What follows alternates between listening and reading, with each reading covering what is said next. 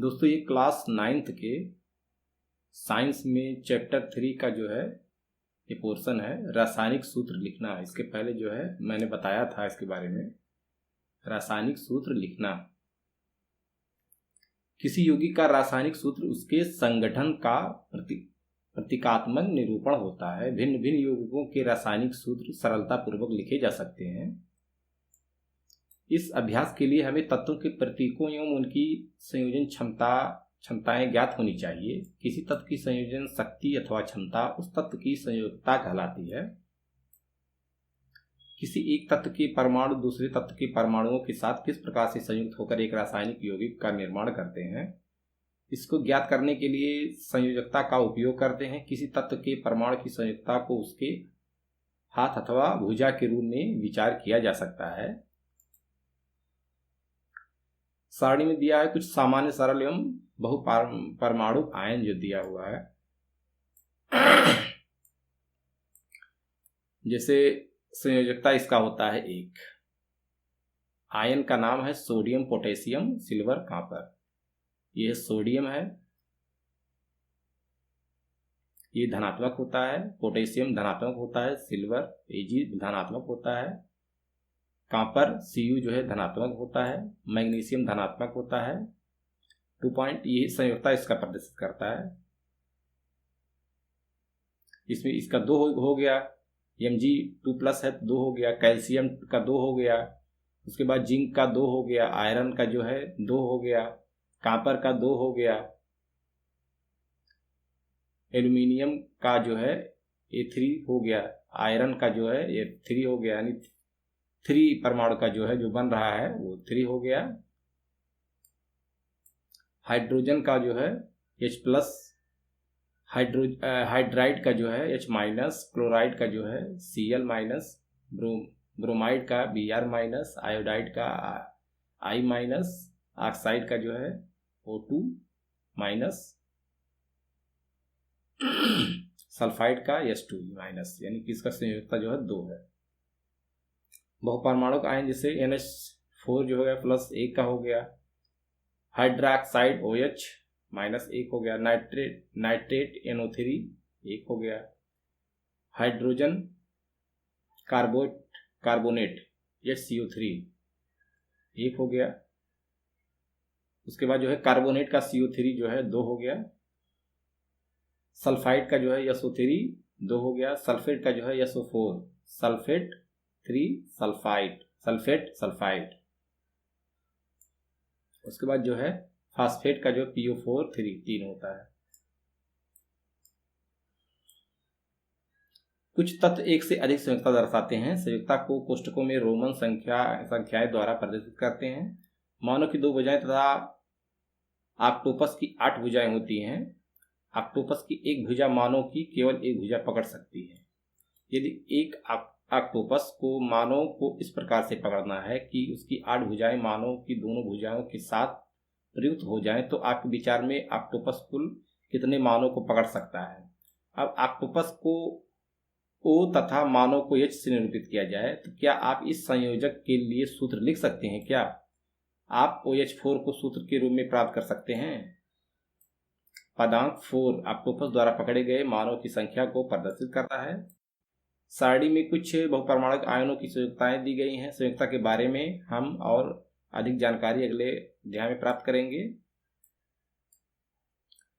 Ion की संयुक्ता अथवा आवेश संतुलित होना चाहिए। जब एक यौगिक किसी धातु एवं अधातु के संयोग से निर्मित होता है तो धातु के नाम अथवा उसके प्रतीक को रासायनिक सूत्र में पहले लिखते हैं। उदाहरण के लिए जैसे कैल्शियम ऑक्साइड है CaO, सोडियम क्लोराइड है NaCl, आयरन सल्फाइड है FeS, कॉपर ऑक्साइड है CuO इत्यादि। जहां पर ऑक्सीजन, क्लोरीन, सल्फर अधातुएं हैं तथा उन्हें दाईं तरफ लिखते हैं।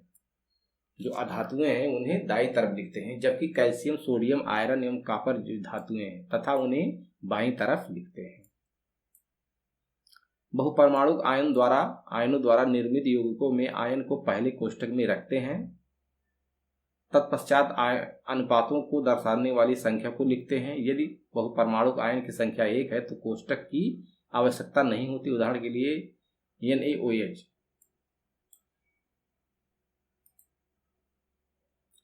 सरल यौगिकों के सूत्र।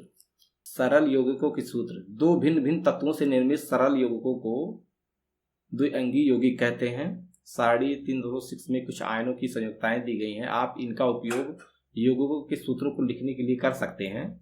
आणविक यौगिकों के रासायनिक सूत्र लिखने समय हम पहले संगठन तत्वों के प्रतीक लिखकर उनकी संयोजकता लिखते हैं, जैसा कि निम्न उदाहरण से में दर्शाया गया है। पश्चात संयोजित परमाणु की संयोजकता को क्रॉस ओवर अणु लिखते हैं, जैसे कि हाइड्रोजन क्लोराइड का सूत्र है HCl होता है। तो यहाँ पे जो है तत्व का प्रतीक है H है और संयोजकता जो है इसका 1 है और क्लोरीन का जो है ये भी 1 है। तो ये जो है 1 ये HCl, यानी इस प्रकार से जो है हम इसका संयोजकता इसके साथ लिखते हैं, इसका संयोजकता जो है इसके साथ लिखते हैं, यानी H का संयोजकता इसके साथ लिखते हैं और इसकी संयोजकता जो होता है इसके साथ लिखते हैं। तो अतः हाइड्रोजन क्लोराइड का रासायनिक सूत्र क्या है? HCl हो जाता है। अब हाइड्रोजन सल्फाइड के सूत्र जो है जैसे H और S से मिलकर बनता है, तो H की जो संयोजकता होती है वो S पे जुड़ जाती है और जो है S की संयोजकता जो है H पे जुड़ जाती है, H की S पे और S की H पे। तो आप देख सकते हैं H का 1 है, S का 2 है, तो यहाँ पे क्या हो जाएगा? अतः हाइड्रोजन सल्फाइड का सूत्र H2S हो जाएगा। हाइड्रोजन सल्फाइड का सूत्र H2S हो जाएगा। अब यहाँ पे कार्बन टेट्राक्लोराइड का सूत्र है, कार्बन टेट्राक्लोराइड यानी कि CCl4। अब देखिए कार्बन का जो है संयोजकता जो है यहाँ पे 4 है और यहाँ पे क्लोरीन की जो है संयोजकता जो है यहाँ पे 1 है। अब ये जो है इसके साथ जुड़ जाएगा, ये इसके साथ जुड़ जाएगा, तो अतः कार्बन टेट्राक्लोराइड का जो सूत्र बनेगा हमारा CCl4 बनेगा। ये संयोजकता जो है यही दर्शाता है। मैग्नीशियम क्लोराइड का सूत्र ज्ञात करने के लिए हमें पहले हम धनायन का संकेत जो है Mg2+ लिखते हैं, इसके पश्चात ऋणायन क्लोराइड का लिखते हैं, तत्पश्चात इनकी आवेशों को आड़ा तिरछा जो है क्रॉस करके हम सूत्र प्राप्त कर सकते हैं, यानी कि MgCl2।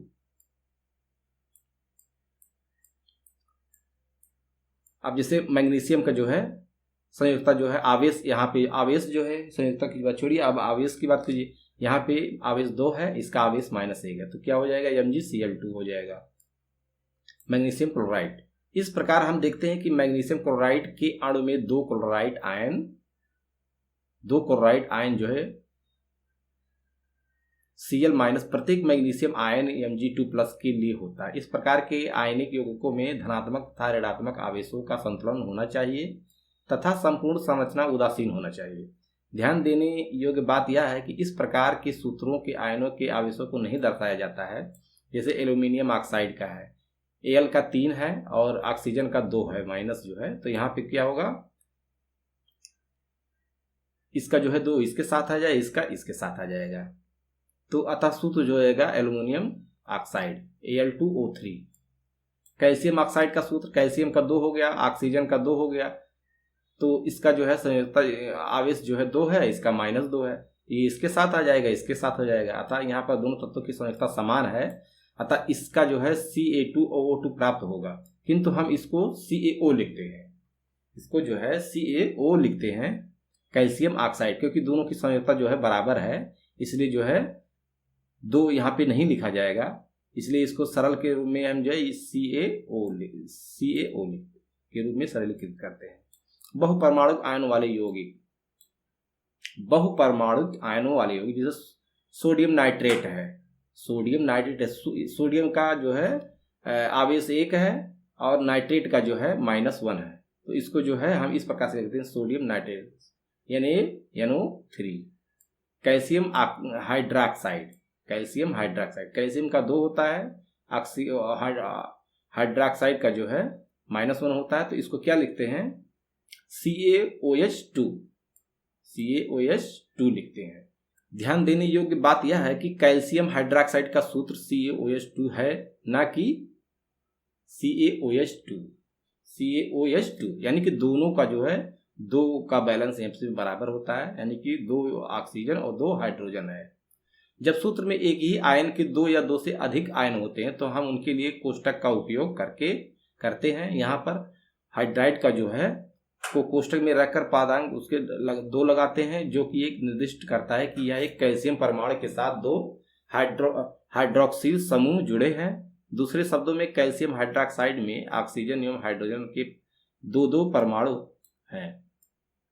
अब यहाँ पे सोडियम कार्बोनेट, सोडियम का आयन जो है एक है, धनात्मक है, और कार्बोनेट का जो है CO3 है, इसका दो है, तो इसका जो है दो यहाँ पे आ जाएगा, यानी कि NaCO3, यानी कि सोडियम कार्बोनेट Na2CO3। उपरोक्त उदाहरण में कोष्टकों के उपयोग की आवश्यकता नहीं है, क्योंकि बहुपरमाणु आयन कार्बोनेट का एक ही आयन विद्यमान है। अमोनियम सल्फेट NH4 का +1 होता है, सल्फेट का जो है SO4 का -2 होता है, तो यहाँ पर जो हो जाएगा NH4 2SO4, NH4 2SO4 ammonium sulphate. आणविक द्रव्यमान एवं मोल संकल्पना, आणविक द्रव्यमान एवं मोल संकल्पना। आणविक द्रव्यमान अनुभाग 3.2.2 में हम परमाणु द्रव्यमान की अवधारणा की विवेचना कर चुके हैं। इस अवधारणा का विस्तार आणविक द्रव्यमानों का परिकलन करने के लिए किया जाता है। किसी भी पदार्थ का आणविक द्रव्यमान जो होता है उसके सभी संगठन परमाणुओं के द्रव्यमानों का योग होता है। इस प्रकार यहाँ अणु का वह सापेक्ष द्रव्यमान जिसे परमाणु द्रव्यमान इकाई U द्वारा व्यक्त किया जाता है। जैसे उदाहरण के लिए जल होता है H2O के सापेक्ष आणविक द्रव्यमान का परिकलन कीजिए।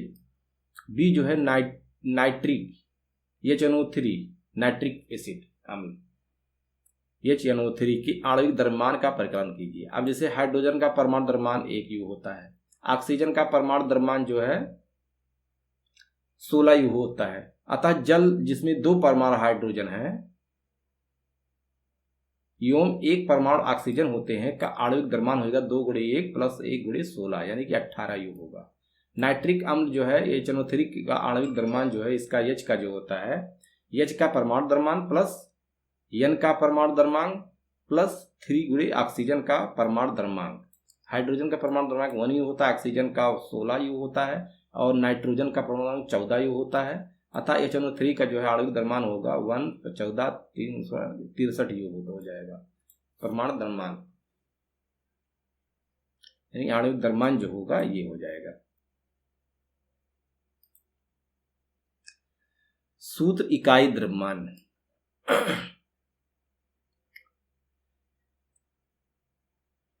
किसी पदार्थ का सूत्र इकाई द्रव्यमान उसके सभी संगठन परमाणुओं के परमाणु द्रव्यमानों का योग होता है। सूत्र द्रव्यमान का परिकलन उसी प्रकार से करते हैं जिस प्रकार से हमें आणविक द्रव्यमान का परिकलन किया जाता है। अंतर केवल इतना होता है कि यहाँ पर हम उस पदार्थ के लिए सूत्र का इकाई का उपयोग करते हैं जिसमें संगठन आयन होते हैं।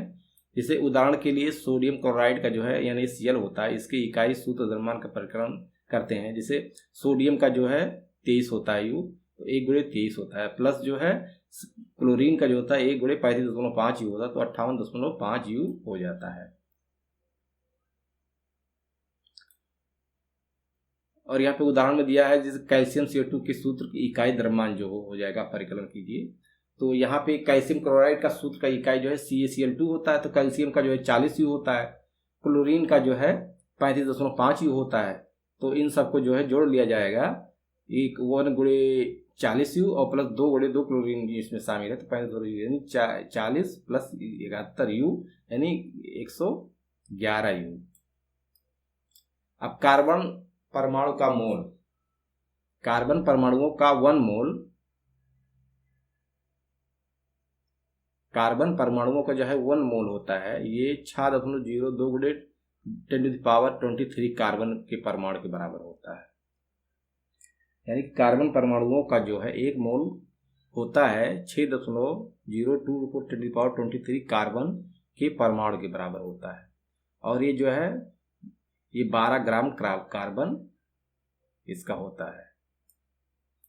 उसके बाद जो है हाइड्रोजन परमाणुओं का 1 मोल जो होता है ये 6.022 × 10⁻23 हाइड्रोजन के परमाणु बराबर होता है। इसका जो है 1 ग्राम हाइड्रोजन के परमाणु होते हैं। किसी भी कण, परमाणु, अणु अथवा आयन का एक मोल 6.022 उस कण की संख्या होती है। उस कण की संख्या होती है, किसी भी कण का, परमाणु या अणु अथवा आयन का एक मोल जो बराबर होता है उस कण की इतना संख्या होती है, या उन कणों का सापेक्ष द्रव्यमान जी में दिया जाता है, ग्राम में। अणुओं का एक मोल, अणुओं का एक मोल, अणुओं की संख्या ये होता है, और आणविक द्रव्यमान जो है ग्राम में होता है। मोल आवागाद्रो संख्या एवं द्रव्यमान के बीच संबंध।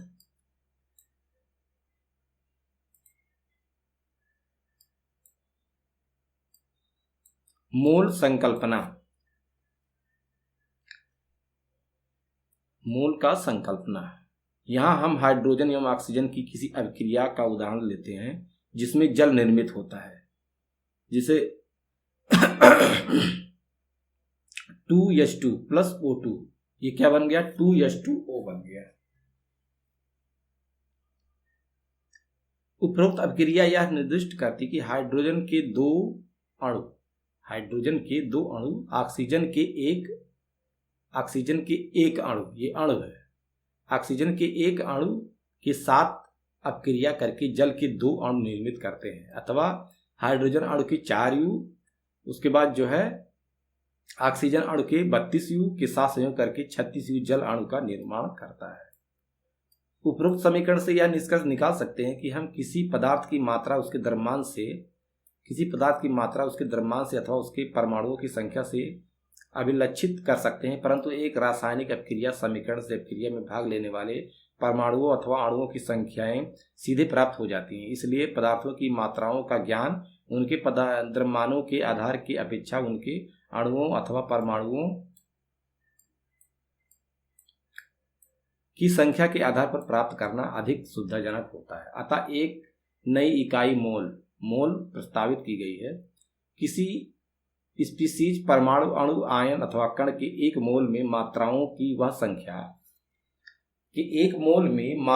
वह संख्या जो ग्राम में उसके परमाणु अथवा आणविक द्रव्यमान के बराबर होता है। किसी पदार्थ के एक मोल में कणों जो है परमाणु, अणु अथवा आयन की जो निश्चित संख्या होती है, इसका मान जो होता है 6.022 होता है। यानी कि अणुओं की संख्या जो होती है, कणों की संख्या एक मोल में इतना होती है। यह मान प्रायोगिक विधि से प्राप्त किया गया है। इसे आवागाद्रो स्थिरांक अथवा आवागाद्रो संख्या कहते हैं, जिसको N0 से निरूपित करते हैं। यानी यह नाम इतालवी वैज्ञानिक एमिडो आवागाद्रो के सम्मान में रखा गया है। एक मोल किसी पदार्थ का जो होता है वो इतनी संख्या में होता है, उसके कणों की संख्या इतना होती है। जैसे कि एक दर्जन में 12 होते हैं, एक ब्रूस में 144 होते हैं, इसी प्रकार से एक मोल किसी पदार्थ का जो होता है ये संख्या कणों की इतना होती है। यद्यपि मोल एक संख्या से संबंधित है, परंतु दर्जन या ग्रूस की तुलना में इसका एक और लाभ है, वह यह है कि किसी विशिष्ट पदार्थ के एक मोल में द्रव्यमान निश्चित होता है। किसी पदार्थ के एक मोल का द्रव्यमान उसके सापेक्ष परमाणु एवं अणु द्रव्यमान ग्राम में बराबर होता है। किसी तत्व का परमाणु द्रव्यमान उस तत्व के द्रव्यमान को परमाणु द्रव्यमान इकाई U में प्रदान करता है। किसी तत्व के परमाणुओं के एक मोल का द्रव्यमान, जिसको मोलर द्रव्यमान कहते हैं, हमें उसी संख्यात्मक मान को लेना पड़ेगा, परंतु इकाई को U से G में परिवर्तित करना होगा। परमाणुओं के मोलर द्रव्यमान को ग्राम परमाणु द्रव्यमान भी कहते हैं। मोलर द्रव्यमान को ग्राम परमाणु द्रव्यमान भी कहते हैं। उदाहरण के लिए हाइड्रोजन परमाणु का द्रव्यमान जो होता है 1 U होता है, अतः हाइड्रोजन का ग्राम परमाणु द्रव्यमान जो होता है 1 ग्राम होता है। 1 U हाइड्रोजन में केवल एक हाइड्रोजन परमाणु होता है तथा 1 ग्राम हाइड्रोजन में उसके 1 मोल परमाणु होते हैं।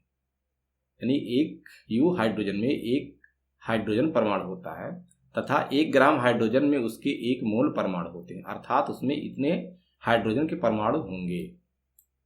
इसी प्रकार 16 U ऑक्सीजन में केवल 1 ऑक्सीजन परमाणु होता है, अतः 16 ग्राम ऑक्सीजन में उसके 1 मोल परमाणु होंगे, अर्थात इतना ऑक्सीजन के परमाणु उसमें उपस्थित होंगे 16 ग्राम ऑक्सीजन में। किसी अणु के ग्राम अणु द्रव्यमान अथवा मोलर द्रव्यमान को प्राप्त करने के लिए उसके संख्यात्मक मान जो उसके अणु द्रव्यमान के बराबर होता है को उपरोक्त की तरह रखते हैं, परंतु हमें इकाई को यू से ग्राम में परिवर्तित करना होता है। उदाहरण के लिए जैसे कि हम पहले ही जल H2O को के अणु द्रव्यमान का परिगणना कर चुके हैं जिसका मान 18 यू होता है। यहाँ से हमें यह प्राप्त होता है कि 18 यू जल में जल का केवल एक अणु होता है, अतः 18 ग्राम जल में जल के 1 मोल अणु होते हैं, अर्थात उसमें इतने अणु होते हैं। रासायनिकों को अभिक्रियाओं को संपन्न कराने के लिए परमाणुओं एवं अणुओं की संख्या की आवश्यकता होती है। इसके लिए उन्हें द्रव्यमानों को ग्रामों में संख्याओं के साथ संबंधित करना पड़ता है। इसके लिए 1 मोल बराबर जो है इतने ग्राम सापेक्ष द्रव्यमान होता है। अतः रासायनिकों ने परिकलन की इकाई मोल हुई है। सन 1896 में विल्हेल्म ओस्टवाल्ड ने मोल शब्द प्रस्तावित किया था, जो एक लैटिन शब्द मोल्स से व्युत्पन्न होता है। अर्थ होता है ढेर, हीप और पाइल। किसी पदार्थ को परमाणु अथवा अणुओं के ढेर के रूप में विचार किया जा सकता है। सन 1967 में मोल इकाई स्वीकार कर ली गई है, जो परमाणुओं एवं अणुओं की बृहद संख्या को निरूपित करने का सर्वोत्तम उपाय होता है। उदाहरण में निम्नलिखित में मोलों की संख्या का परिकलन कीजिए। 52 ग्राम हीलियम है, द्रव्यमान से मोल प्राप्त कीजिए। इसमें 52 ग्राम जो होता है उसमें हम क्या करते हैं,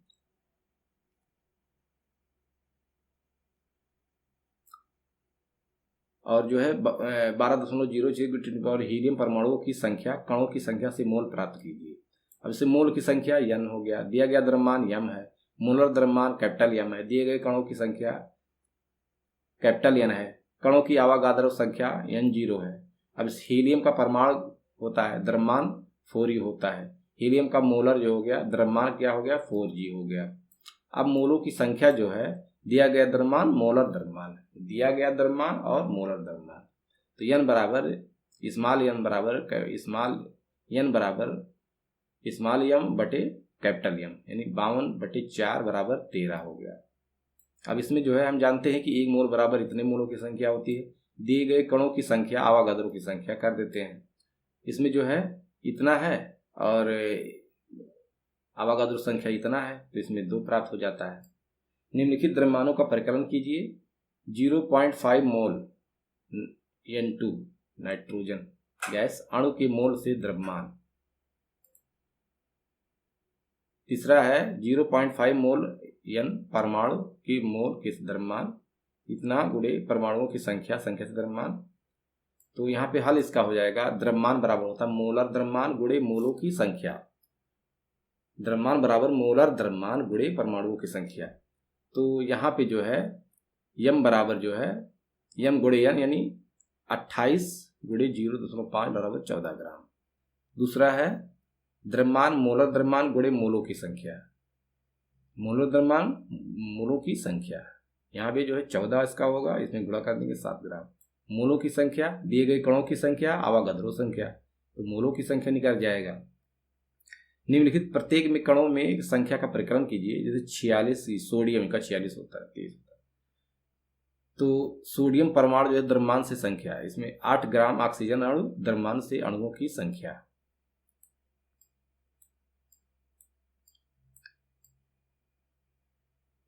तीसरा है 0.1 मोल का कार्बन परमाणु दिए गए मोल की संख्या। अब इसमें जो है फर्स्ट है परमाणुओं की संख्या बराबर हो जाएगी दिया गया द्रव्यमान मोलर द्रव्यमान गुणे आवागाद्रो संख्या, यानी परमाणुओं की संख्या दिया गया द्रव्यमान बटे मोलर द्रव्यमान गुणे आवागाद्रो की संख्या बराबर इतना। कैलकुलेशन करने के बाद जो है इतना आएगा। अणुओं की संख्या दिया गया द्रव्यमान मोलर संख्या गुणे आवागाद्रो संख्या निकल जाएगा। कणों परमाणु की संख्या बराबर कण के मोलों की संख्या गुणे आवागाद्रो संख्या, यानी कणों परमाणु की संख्या जो होता है वो कण के मोलों की संख्या गुणे आवागाद्रो संख्या, यानी कणों के कितने कण है उसमें जो है आवागाद्रो की संख्या का गुणा हो जाएगा। अब इसमें दोस्तों आपने क्या सीखा इसके बारे में। किसी भी अभिक्रिया में अभिकारकों और उत्पादों के द्रव्यमानों का योग अपरिवर्तनीय होता है। किसी भी अभिक्रिया में अभिकारकों और उत्पादों के द्रव्यमानों का जो योग होता है अपरिवर्तनीय होता है। यह द्रव्यमान के संरक्षण का नियम कहलाता है।